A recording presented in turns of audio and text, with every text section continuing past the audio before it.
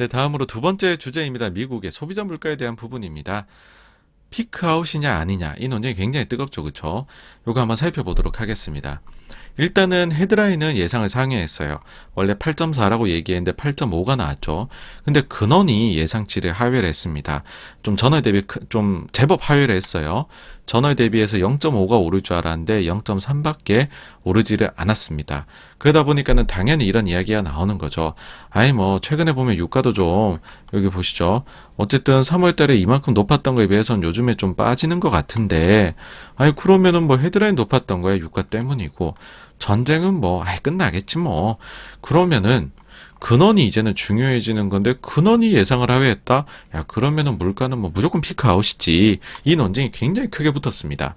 자 거기에서 이제 특히나 피크를 쳤다. 이제는 고점 찍고 내려오는 일만 남았다 하는 분들의 주요 논리 중에 하나가 여러분들 중고차 지수 보세요 라는 것이죠. 중고차 지수를 보면은 이게 작년에 얼마나 크게 미국의 물가를 끌어올렸습니까? 그쵸? 막 어떤 달은 미국의 물가가 오르는데 3분의 1을 중고차 하나가 차지를 했었단 말이죠. 그도 그럴 것이요. 여러분들 보이시나요? 지수가 100 초반이었어요. 중고차 지수가 코로나 직전에. 근데 이게 200을 넘어가 버립니다. 무슨 중고차 가격이 신차도 아닌 것이 이게 2배씩 가격이 오르냐라는 것이죠. 그래 버리니까는 원래 중고차 인덱스가 중고차 지수가 미국의 CPI에서 차지하는 비중이 2%대였거든요. 근데 그게 이제는 4%대로 높아졌습니다. 2%대가 2배가 가버리니 이거 혼자서만 소비자 물가를 2%대 끌어올렸던 거죠. 근데 요게 이제 2달 연속으로 빠져 내려오고 다시 한번 말씀드리지만 유가도 좀 내려오고 그러면은 좀 빠질 수 있는 것 아니냐. 근데 아니야. 아직까지 그렇게 안심하기는 일러라고 이야기하는 쪽은 뭐냐 하면 미국하고 중국의 생산자 물가가 다시 상승세를 보이고 있다는 것이죠. 앞서도 말씀을 드렸지만은 중국 지금 뭐 전월 대비 원래는 그전에는 0.6이 나왔다가 지금 다시 1% 이상 나오잖아요. 연율화 시키면 이게 뭐 10% 이상 훌쩍 넘어가는 물가 상승입니다. 미국 같은 경우에도 예상치를 크게 상회를 했지 않습니까, 요번에. 그러니까 생산자 물가 아직 안 가라앉았고 오히려 모멘텀을 받고 있고 그 다음에 미국의 소비자 물가의 선행지표라고 우리가 흔히 얘기하는 ISM 제조업 지수의 물가지수, 프라이스 항목을 보면은 좀 내려가는 것 같더니 재차 올라가고 있다라는 것이죠. 그러니 요걸 봐도 야 이게 3에서 5개월을 선행하는데 벌써 3월달 숫자가 이만큼 올라갔으니 6월에서 8월 정도까지는 물가 안 잡히겠네란 얘기를 하는 것입니다. 거기다가 CPI에서 여러분 가장 크게 차지하는 항목이 뭐냐 하면 주거비거든요. 근데 그 주거비의 선행 항목을 우리는 일반적으로 주택가격으로 생각을 합니다. 근데 미국의 주택가격 지수를 보시면은 전년 대비입니다. 전년 대비해서 왠지 뭔가 작년 하반기부터는 좀 내려오는 듯한 모습을 보였어요. 근데 최근에 보시면 이게 재차 올라갑니다. 사실 21년도 보세요. 이렇게 올라갔었습니다. 그러니까는 이게 높아진 그 기저가 굉장히 베이스 팩터 높아져 있잖아요. 그러면은 어지간히만 안 높은 숫자가 나오면 요건 사실은 이렇게 내려가는 게 정상이에요. 그런데 이게 재차 올라간다? 다시금 집값 모멘텀 받고 있다는 거죠. 그러면 이게 어떻겠습니까? 후행인 주거비 쪽에 계속해서 높은 인플레 영향을 줄 수밖에 없다라는 것이죠. 미국 주택가격지수 전월 대비로 보세요. 이렇게 올라가고 있죠, 다시. 그러니까 집값 안정이 아직은 요원하다라는 것입니다. 게다가요, 이제 리오프닝도 있어요. 리오프닝을 하면은 그동안에 코로나 때문에 경기가 안 좋아가지고서 심대하게 영향받았던 것들이 있겠죠. 뭐 호텔이라든지 항공이라든지 그런 것들은 그러면은 가격을 엄청 내려가지고 대응을 했을 거잖아요. 근데 지금 위드 코로나 하면서 확 풀어버리니까는 이게 대표적인 겁니다. 미국의 항공 요금이에요. 요 항공 요금 지수가 어떠냐 보이십니까 여러분들? 코로나 때 뚝 떨어지죠. 뚝. 그러고 나서 왜 작년 하반기 때 한번 위드 코로나 한다 그랬었잖아요. 그러다가 델타랑 오미크론 오면서 다시 아이고야 아닙니다 하고 항공료 내려갔어요. 근데 최근에 보이세요 여러분들? 그 전에 리오프닝 했을 때에 비해 가지고서 운임이 살짝 더 올라간 수준까지 회복을 했습니다. 그런데 제가 드리고자 하는 이야기는 뭐냐면 그럼에도 불구하고 과거 요 지표들 보이십니까? 이때에 비해 가지고서는 아직까지도 많이 낮다라는 것입니다. 그렇다라는 거는 여전히 리오프닝 관련된 항목들은 인플레이션 쪽에 상승 압력으로 작용을 할 수도 있다라는 것이죠. 그래서 유가를 제외하고 보더라도 피크 부근에서 아직은 머물 가능성이 꽤 높아 보인다라는 것이 이제 뭐 저 개인적으로 내린 결론입니다. 유가가 만약에 뭐 전쟁이 조기 종료된다든지 해가지고서 크게 빠진다라고 하면 뭐 이란이나 베네수엘라나 이런 데서 물량이 빵빵 쏟아져 나온다든지요. 그래 버리면은 어쨌든 헤드라인 물가 기준으로의 피크아웃은 좀 빨라지겠지만, 만약에 반대일 수도 있잖아요. 유가 더 오를 수도 있잖아요. 그렇게 돼버리면은 지금의 8.5%라는 CPI보다 더 높은 숫자를 우리가 보게 될지도 모른다라는 것입니다. 자, 그러면은 이런 얘기도 나올 수 있어요. 오케이, 피크 사실 8.5까지 나오면은 정상적으로 생각하는 사람이라면 이건 너무 높잖아요. 그러면은 우리가 에이, 저것보다 이제 높게 나왔겠어? 정도의, 그러니까는 여기서 이렇게 내려오냐 이렇게 내려오느냐의 차이지, 내려오는 건 분명해. 근데 다만 나는 이렇게 내려온 건 동의를 못 하겠어. 이렇게 내려오지 않을까? 이런 논쟁도 또 이제 뒤따라서 붙을 수 있다라는 것입니다. 결론부터 말씀드리자면은 제가 생각할 때에는 여전히 연말에도 미국 물가는 전년 동기 대비 5% 이상이지 않을까라고 생각을 합니다. 자, 일단은 요걸 한번 보여드릴게요. 미국에 이제 실제로 그 CPI 발표되는 거 들어가서 보시면은 재미가 쏠쏠합니다. 가서 보시면은요, 그 뉴스 릴리즈 된 거에서 클릭을 딱 해서 보시면 최근 보면은 아주 드라이하게 이런 식으로 이제 표현을 합니다. 근데 여기에서 좀 더 자세하게 항목들을 볼 수 있어요. 클릭해 보시면은 이렇게 쭉 나옵니다. 우리가 이제 요걸 보고서 분석을 하는 건데, 요게 비중입니다. 전체 CPI 구성 요소 중에서 음식 쪽이 13.4% 정도 기여를 한다는 거죠. 에너지가 7.5% 정도 구성 요소이고, 나머지 것들이 그럼 79%예요. 자, 아까 전에 제가 근원 소비자 물가 말씀드릴 때 푸드하고 에너지 뺀다 했죠. 요 두 가지는 변동성이 큰데 요 두 항목을 합쳐봤자 20%입니다. 나머지 것들이 80%예요, 여러분. 근데 그 80%에서 보게 되면 우리가 말이 많은 중고차 4.1%입니다. 신차 4%를 차지를 해요. 물론 자동차 관련해서는 뒤에 더 있습니다. 뭐 메인터넌스나 리페어 수리하는 데 드는 거, 그 다음에 자동차 보험 이런 것까지 합치면 자동차가 전체적으로 10%가 조금 넘어가는, 그러니까 자동차 비중이 커요. 자동차가 어떻게 보면은 에너지보다도 이제 더 중요한 것이죠, 미국 물가에서는. 어쨌든 요거를 넘어가서 이보다 더 큰 게 있습니다. 뭐냐 하면은 바로 주거비입니다. 쉘터. 요게 32.69%, 거의 3분의 1 정도를 차지를 합니다. 그리고 또 하나가 뭐가 있느냐, 큰 것이 메디칼 케어, 보건비입니다. 보건의료 관련된 게 6.9%, 그래서 둘을 합치면 40%가 나오게 됩니다, 거의. 근데 미국의 연준의 경우에는 CPI 물가하고 PCE 물가 둘 중에서 PC를 더 봅니다. 근데 PC에서는 보건 쪽이 확 올라갑니다. 쉘터도 높기는 하지만 이보다는 내려와요. 물론 둘이 합치면 여전히 한 40 정도가 되는데 거의 반반 정도가 됩니다. 그 안에 구성 요소는요. 그래서 그 보건 의료비가 상승이 많이 나오게 되면 좀 안 좋다라고 볼 수 있는데, 이렇게 3분의 1을 차지하는 주거비 항목이 요게 보시면은 요 라인은 전년 동기 대비, 그 다음에 요쪽에 보시게 되면은 전월 대비입니다. 그쵸? 그 다음에 요 숫자들도 보게 되면은 요건 이제 계절 조정치를 넣어준 거예요. 요건 안 넣은 거고. 계절 조정치 넣어줘 가지고서 퍼센트로 12월 대비 1월에 어땠냐. 그 전월 대비죠. 1월 대비 2월에 어땠냐. 2월 대비 3월에 어땠냐.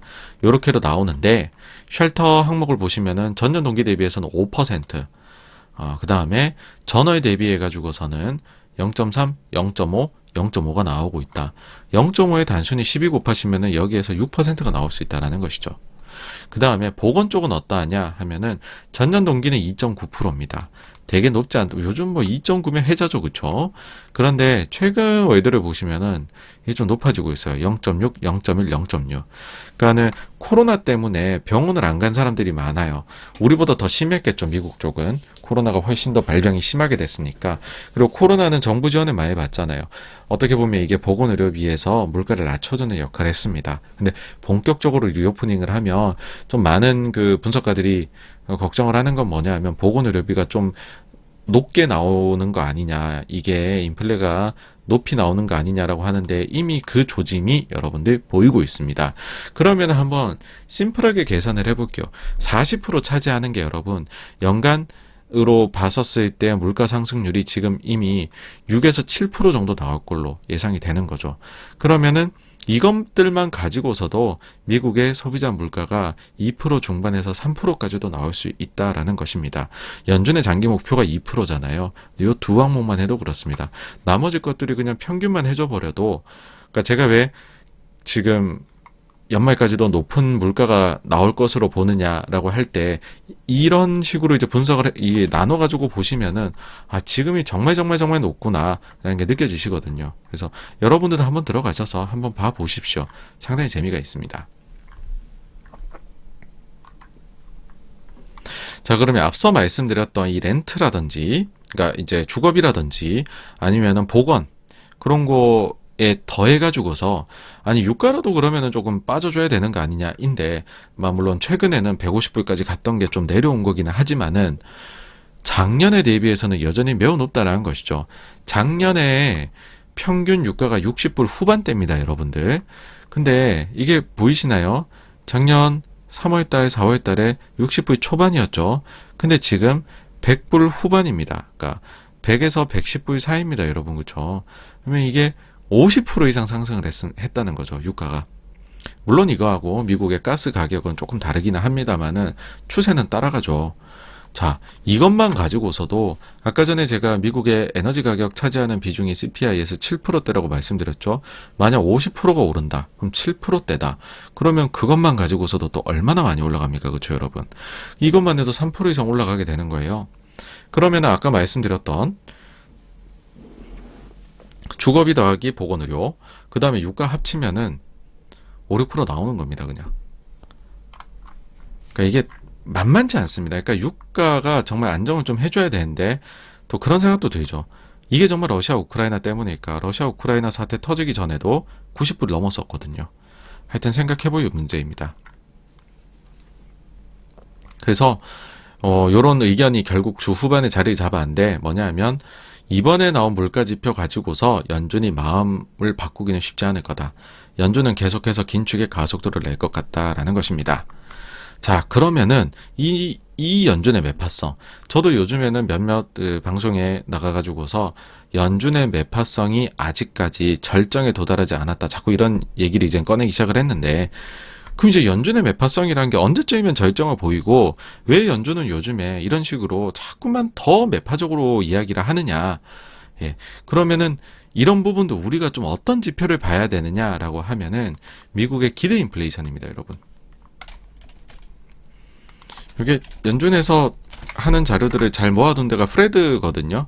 여기 가시면은 재미난 것들 많이 보실 수가 있어요. 자, 우리가 흔히들 물가가 많이 올라가는 것에 대해서 작년부터 사실은 있었던 일이잖아요. 많이 올라갔잖아요. 걱정들을 하는데 그게 투영이 일단 되는 거는 5년짜리 미국의 기대 인플레이션입니다. 보시면은 그전에는 2%좀 밑에 이렇게 있었어요. 근데 코로나 이후에 보시면은 3% 그냥 쫙 올라갑니다. 근데 이렇게 그전에 비해 가지고서 많이 올라갔다고 해도 연준에서는 뭐라고 했느냐, 이걸 별로 걱정하지 않는다라고 이야기를 해요. 그러면서 연준이 5년 기대 인플레이션요, 여러분들 너무 보지 마세요. 그거는 지금 단기적으로 너무 높은 일시적인 트랜지토리 일시적인 물가 상승이 너무 저기에 투영이 되어 있는 것이고요. 우리는 좀 더 장기적인 걸 봐야 됩니다라고 합니다. 그게 뭐냐 하면은 5년 기대 인플레입니다. 이거는 무슨 얘기냐면 지금으로부터 5년 뒤에 그 시점에서 그때부터 평균적으로 그 향후 5년에 기대 인플레가 어떻게 돼 있지에 대해 가지고서 조사를 해 놓은 건데요. 이거는 보시면은 코로나 이전에 비해 가지고서 2021년도에 아까 5년 기대 인플레는 쫙 올라갔었잖아요. 근데 이건 여전히 2% 초반대예요, 여러분. 그쵸? 2% 초반대고 뭐 연초에는 뭐 2%를 잠시 뚫고 내려가기도 합니다. 그래서 2에서 2.3% 정도, 아주 높을 때는 2.4를 잠시 터치하는 수준이었습니다. 그런데 이게 최근에 보시면은 2.4를 좀 훌쩍 넘어갑니다. 목요일에도 2.45까지 지금 올라가 있고, 그리고 이게 보시면 좀 상승세가 가팔라요. 이게 문제인 겁니다. 요 부분에서요, 유의미하게 좀 꺾여 내려올 필요가 여러분들 있습니다. 그래야지 연준이 좀 마음을 돌려줘요. 저지표가 뭐 그렇게 중요하냐라고 생각을 하실 수 있는데, 일단은 연준은 저걸 굉장히 많이 강조를 했었습니다. 저거를 이야기하면서 5년 기대 인플레이션이 아무리 상승을 하더라도 5년이 안정적이라면 연준은 이거를 아주 나이스하게 어떻게 고상하게 어떻게 표현했냐 하면은 기대 인플레이션이, 그러니까 기대 심리가 잘 고정되어 있다라는 식으로 연준이 표현합니다. 여러분들 인플레 관련해서 연준이 기대 인플레가 잘 고정되어 있다라고 하면 그거는 이 5년 보고 이야기하는 겁니다. 예. 요거 이제 알아두시면 또 연준의 표현을 이해하시기 쉽고요. 자, 여기 언제냐면 2021년도 4월입니다. 요때부터 사실 미국에서 상당히 높은 인플레가 나오기 시작을 합니다. 소비자 물가 나오기 시작하죠. 그 상승이요. 특히나 이제 중고차가 많이 이제 기여를 합니다. 여기에 대해 가지고서 인플레이션에 대해서 백악관에서 리서치 자료를 내놓습니다, 여러분들. 내놓는데 이때 핵심으로 제시하는 자료가 있습니다. 이게 보면은 여러분들 이거 좀 더 크게 보여드려야 되겠네요. 어이구. 자, 보시면은 이렇게 두 개를 따로 분리를 해가지고 이야기를 해요. 5년 기대 인플레는 확 올라간 게 맞다. 최근에 일시적인 인플레이션으로 인해 가지고서. 그런데 여러분들 이거 너무 보지 마세요라는 게 이 레포트의 내용입니다. 그것보다 우리는 장기적인 시각에서 정책을 짠다.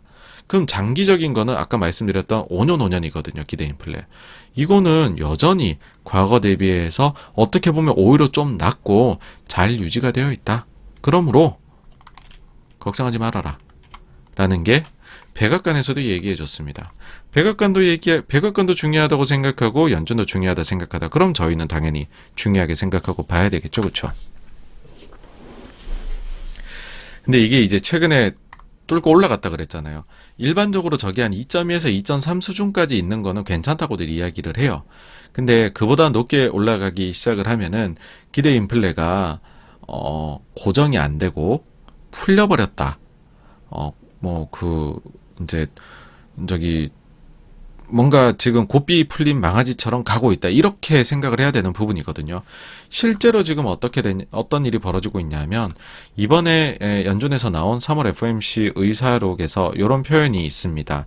어떻게 됐냐면, 결국에 그냥 마침내 계속된 이 높은 인플레이션, 이게 장기적으로 인플레이션 기대 심리에 대해 가지고서 anchored가 아니라 이제는 unanchored라는 표현이 나오게 되죠. 그렇죠? 그래서 인플레 쪽에서 업사이드 리스크가 있을 수 있다라고 표현을 합니다. unanchored라는 단어가 처음은 아닙니다. 그렇지만은 요게 이제 좀 어떻게 보면은 싸한 느낌으로 쓰였고요. 그 전달에 사실은 처음 나왔거든요. 1월달 그 의사록에서요. 그때 당시에는 주저리 표현들을 좀 갖다 붙입니다. 1월달에 뭐라고 했냐 하면은 이제 중국의 제로 코로나 정책이라든지 아니면은 그로 인해 가지고서 파생돼 나올 수 있는 잠재적인 서플라이 체인의 문제라든지 아니면은 그 지정학적인 부분, 이거는 우크라이나 러시아 이야기하는 거죠. 그러면서 글로벌 에너지 가격이 좀 높이 올라갈 수 있는 부분이라든지, 그 다음에는 실질 임금이 올라갈 수 있는 생산성을 생산성보다 더 높게요. 이제 이런 것들로 인해 가지고서 장기 인플레이션 기대 심리가 unanchored 될 수도 있다라고 1월에 이제 처음 표현을 했고, 그 다음에 3월 달에는 단락이 거의 비슷하게 나옵니다. 그러면서 마지막에 보이시죠? 그 이제 언앵커드 될 수도 있을 것 같다라고 했고, 추가적으로 조금 더 요거를 주저리 이런 이유들을 붙이지 않고서 좀 심플하게, 좀 담백하게, 잘못하면 이거 좀 고삐 풀리겠는데? 라고 쓴 거죠.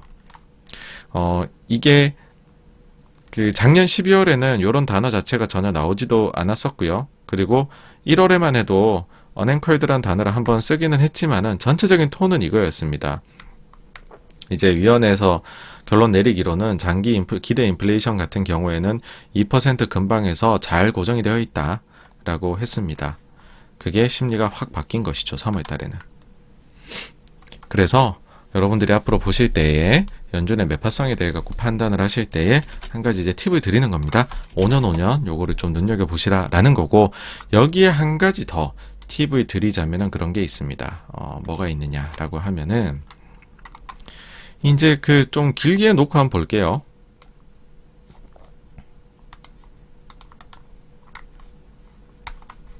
길게 놓고 보면은 대략적으로 뭐 2에서 3% 사이, 2.5에서 왔다 갔다 했었다라고 저희가 볼 수 있어요. 그런데 이게 구조적으로 1%대에서 놀도록 확 내려가는 구간이 여러분들 보이시나요? 여기에 요 시기 딱 찍어보면은 이게 2014년도 하반기입니다. 이때가 무슨 일이 벌어지느냐, 120불 하던 유가가 30불 때까지 떨어지던 시기입니다. 그리고 요번에 다시금 2.3을 뚫고서 올라가는 시기, 2.45까지 올라가는 이 시기에 무슨 일이 있느냐, 유가가 100불을 뚫고 올라가게 되죠. 우리가 아무리 세상이 변했다라고 얘기를 하고 그 다음에 5년 이거는 굉장히 초장기적인 인플레 기대 심리입니다. 이거를 예상하는 거는 뭔가 최첨단일 것 같잖아요. 그렇죠? 뭔가 바뀐 세상에 대한 부분들이 가미되지 않을까 싶지만은 현실적으로는 유가의 영향을 많이 받는 것으로 보인다라는 겁니다. 그래서 아마도 그런 생각을 좀 감히 말씀을 드릴 수 있을 것 같아요. 우리가 근원 소비자 물가 중요하다. 근원에 대해 갖고 이야기를 합니다. 그리고 그 근원에는 에너지 가격은 빠져 있죠. 근데 또 초장기적으로 인플레이션 심리에 대해서 이야기할 때에는 사실상은 이게 움직임을 보면은 유가랑 아주 높은 연관성을 가지고 움직인다라는 것이죠. 그래서 높은 유가라는 것은 절대로 일회적이다라고 우리가 치부할 수 없는 요소다. 그 정도로 결국에 유가가 미칠 각종 파생, 그리고 소비자들이 느끼게 될 그 전반적인 프레셔, 이런 것들은 좀 강하다라는 것까지 좀 종합적으로 생각을 해보시면 어떨까. 그렇게 하면서 두 번째 이슈였었던 소비자 물가에 대한 부분은 맞춰볼까 합니다. 뭐 결론적으로 말씀을 드리자면은 저는 하여튼 좀 꽤나 높은 숫자가, 뭐 이게 피크일 수도 있어요. 그건 유가에 달려 있는데, 그렇지만은 내려오는 속도는 좀 느릴 것 같고, 그 다음에는 좀 내려오더라도 연말까지 사실 다른 항목들로 봐서는 일단은 경기 침체가 오지 않는다는 가정하에서입니다. 오지 않는다는 가정하에서는 그렇게까지 소비자 물가가 안 내려갈 것 같다라고 생각을 합니다. 네, 여기까지 두 번째 내용이었고요. 다음으로 넘어가겠습니다.